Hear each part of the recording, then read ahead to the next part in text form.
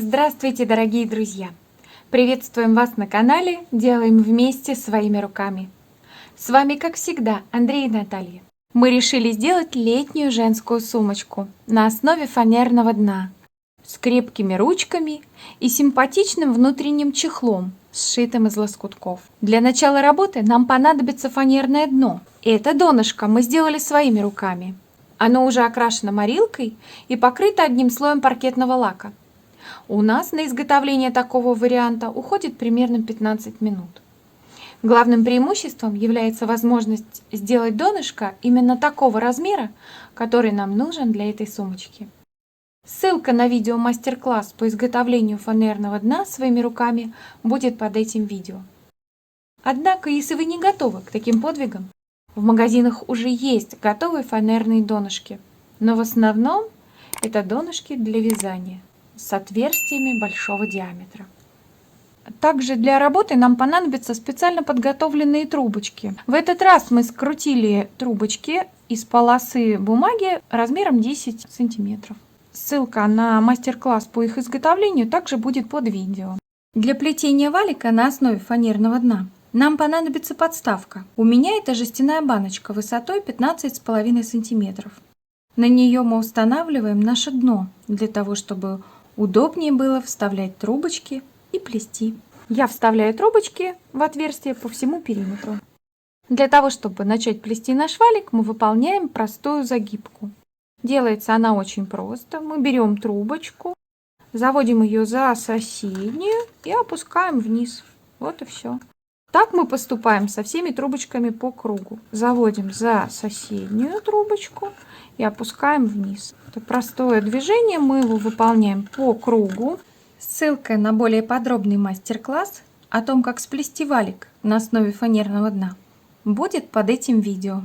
Мы заканчиваем, загибаем 3 последние трубочки. Для того, чтобы нам спрятать самую последнюю, мы вытаскиваем петельку самой первой трубочки и заправляем последнюю трубочку за первую.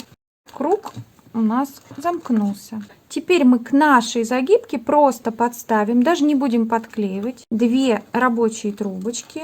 Они у нас немножечко потоньше, они накручены из полосы 7 сантиметров. Подставляем аккуратненько. Они самостоятельно удержатся в плетении. И мы начинаем плести простую веревочку из 2 трубочек. И мы плетем верхнюю трубочку, заводим вниз под стойку нашу, а нижнюю поднимаем наверх. Проплетаем эту веревочку по кругу до того места, с которого мы начинали.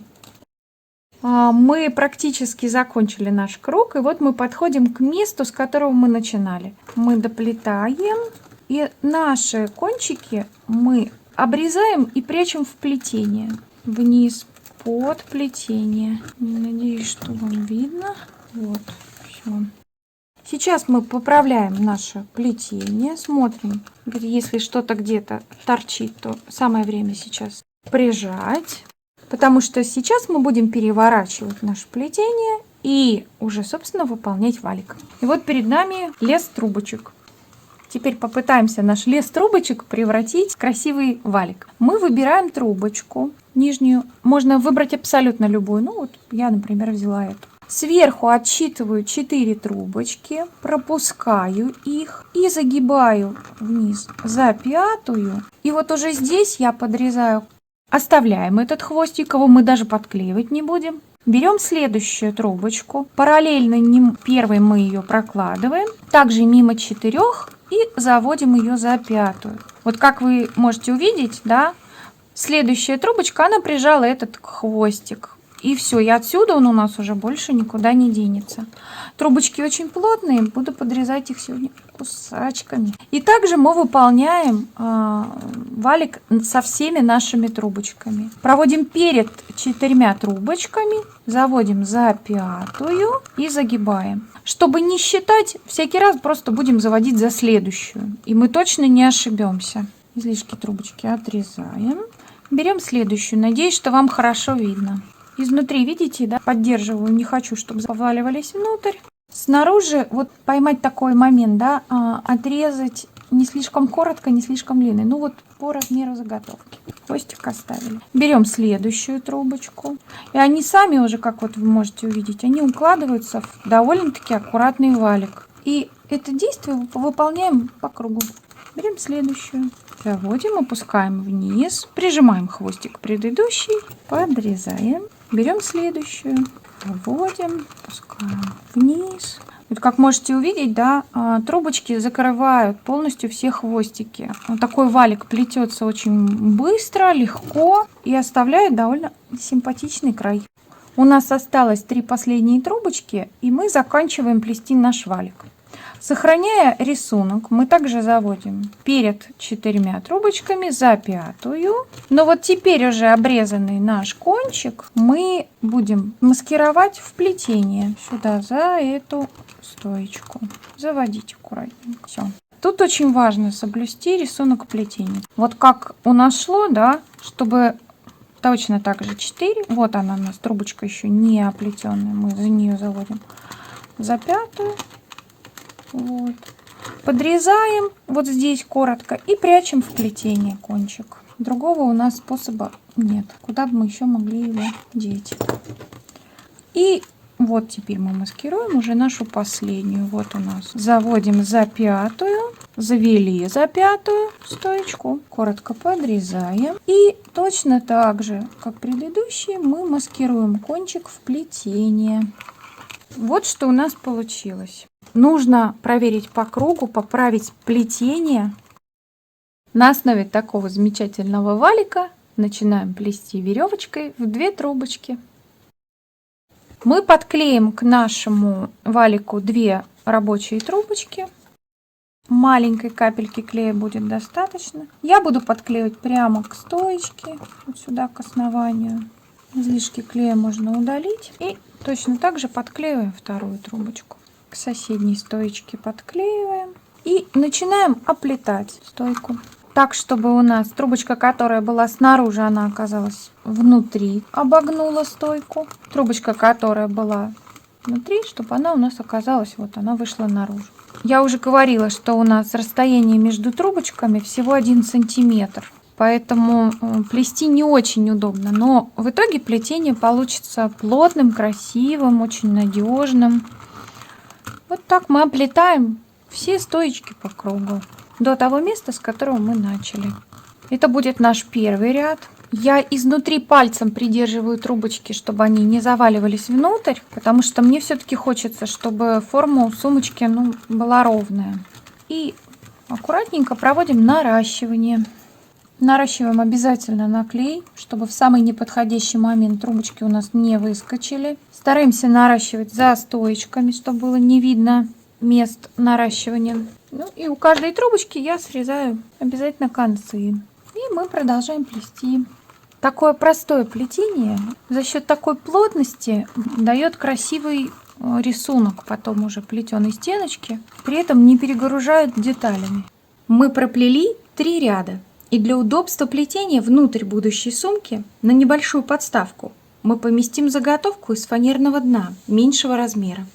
Если нет заготовки, можно вырезать ее из картона. Плести по заготовке очень удобно. Стоечки не заваливаются внутрь, их не нужно поддерживать, чтобы сохранить правильную форму. Я привяжу заготовку к нашему плетению, чтобы закрепить ее на месте.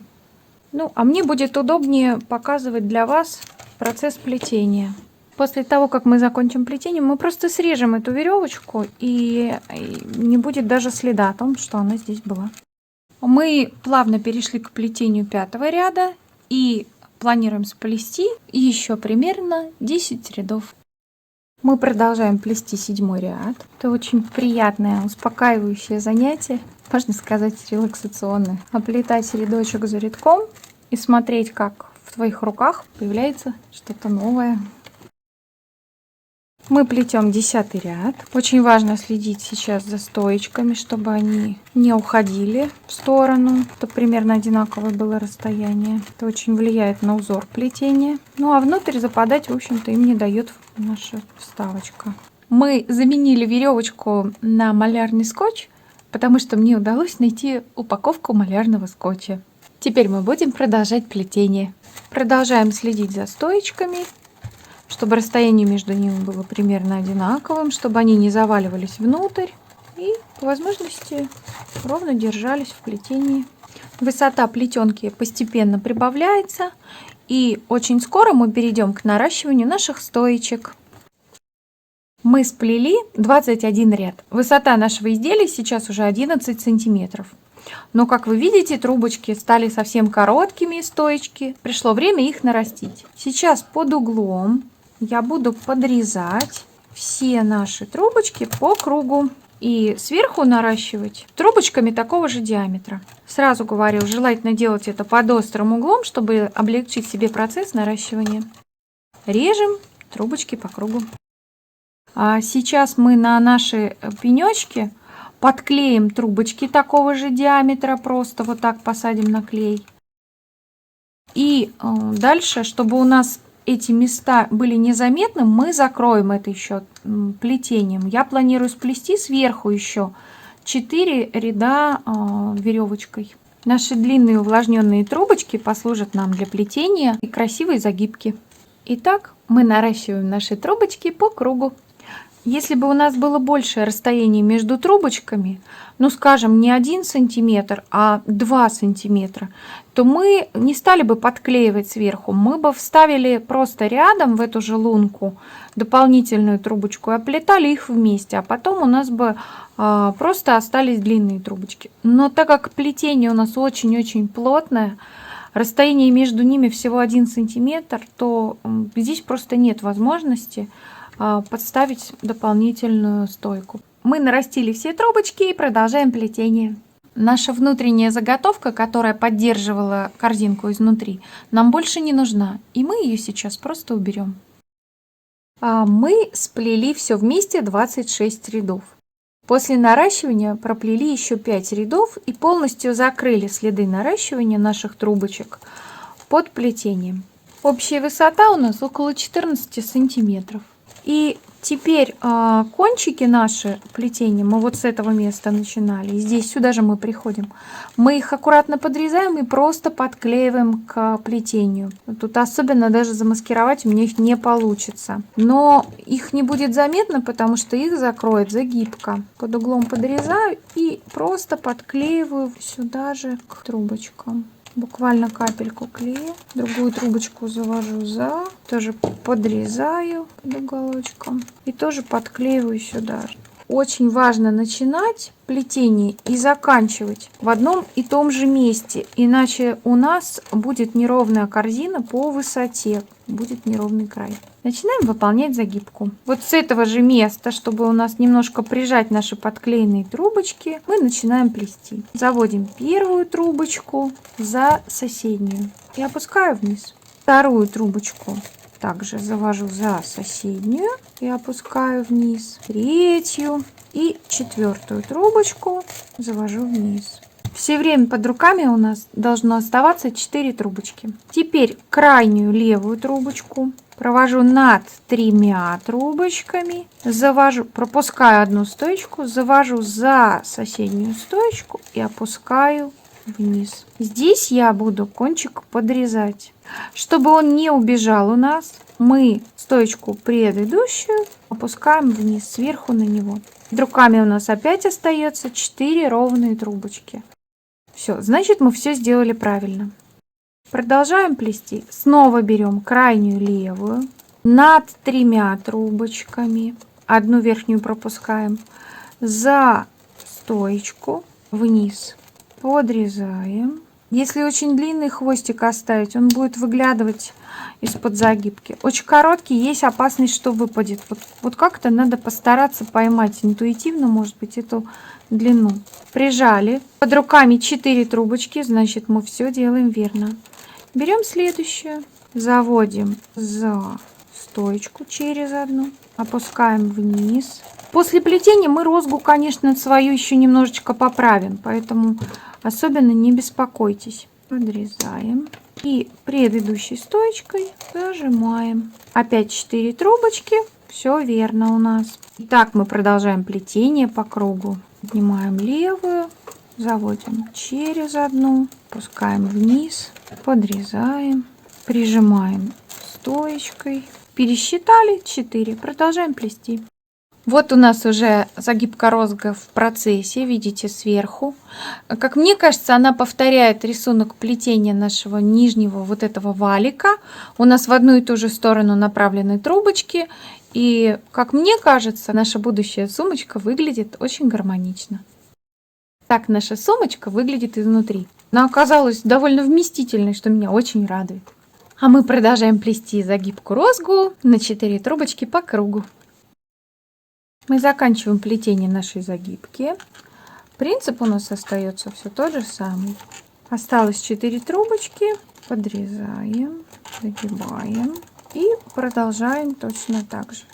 С одной единственной особенностью. Нам больше некуда загибать. Мы будем заправлять сейчас вот в плетение.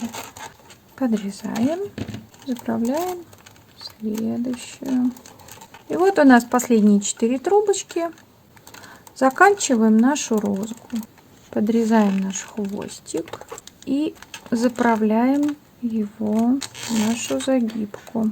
Мы обрезали 3 трубочки покороче, чтобы нам было удобнее заправлять их в плетение. Теперь мы смотрим, куда же нам нужно заправить наши последние 3 трубочки. Здесь мы ориентируемся по рисунку плетения. Вот у нас 3 пенечка, и вот у нас свободная петелька, да, вот в нее у нас трубочка должна выйти. Мы заводим внутрь и через нижнюю часть мы выводим ее наружу. Кончик подрежем попозже. То же самое мы делаем со следующей. Мы выбираем петельку, то есть здесь у нас есть, здесь есть. Еще одну следующую, немножечко ее расширяем, проходим, укладываем рядом. Так у нас выходит второй. И прячем пенечек, заводим теперь следующую вот сюда, поправляем загибочку, выводим вниз. Последнее, что нам осталось, это срезать 3 кончика снаружи. Стараемся отрезать как можно короче. И у нас есть возможность сейчас, пока трубочки еще влажные, расправить их, как-то, может быть, подтянуть, если где-то появилась необходимость. На этом наше плетение сумки закончено. А как добавить к ней ручки и сшить внутренний чехол, вам сейчас расскажет Андрей. Для того, чтобы сделать ручки для нашей сумочки, мы используем джутовую веревку. Вот такую веревку я купил в строительном магазине. Диаметром она 8 мм. Для начала нам нужно прихватить конец веревки, чтобы она не расплеталась. Берем и просто пришиваем ее простой ниткой. Зашиваем веревку по кругу. Конец веревки мы прихватили, обрезаем ниточку, и теперь нам нужен кусочек кожи. Отмеряем полосочку 2 см шириной и отрезаем ее с помощью ножа. От этого кусочка отмеряем 6 см. И точно таким же образом отрезаем. На бруске мы сделали разметку. Шаг разметки 5 мм. С помощью маленького шила с длинным и узким концом мы делаем разметку. Теперь шилом прокалываем отверстие. Нам нужно по 4 отверстия с каждой стороны. После того, как мы прокололи достаточное количество отверстий, мы берем шило большего диаметра и увеличиваем эти отверстия, для того, чтобы шить нам было удобнее. В этом видео мы умышленно не пользуемся специальным инструментом для того, чтобы прошить кожу, потому что хотим показать, что можно обойтись и без него. Но с инструментом шить проще и быстрее. Я купил недорогой и очень простенький набор для пробивки. Нитки и винты для крепления ручек к сумке на AliExpress. Ссылку на материалы оставлю под этим видео. Последними мы делаем отверстия, с помощью которых мы будем закреплять веревку. Мы прошьем веревку насквозь. Поэтому мы делаем отверстия по краям с обеих сторон.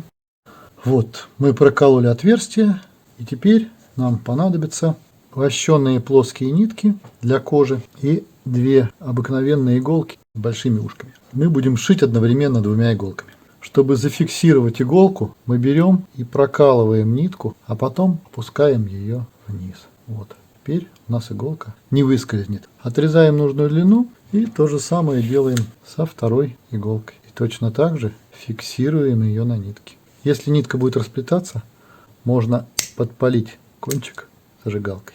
Теперь нам понадобится полукольцо мы вставляем полукольцо и начинаем прошивать. Вот таким образом мы продели 2 иголки и теперь начинаем шить. А это иголка в обратную сторону. Только хочу обратить ваше внимание. Старайтесь сделать так, чтобы не зацеплять нитку от противоположной иголки. Просто ее натягиваете немного и вставляете в отверстие. Все на самом деле очень просто. Теперь берете и стягиваете. Вот смотрите, вот такой шов получается.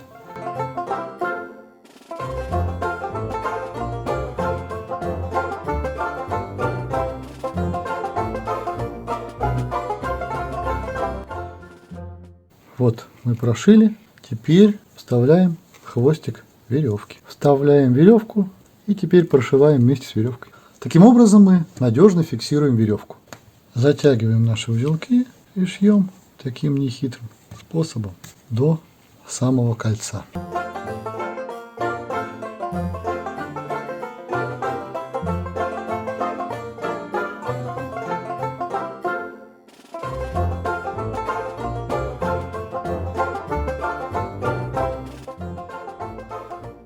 Вот мы еще раз затягиваем. И теперь у нас будет окончание шва.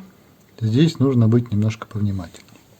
Иглу слева продеваем и оставляем вот такую небольшую петельку. Теперь вставляем иглу справа.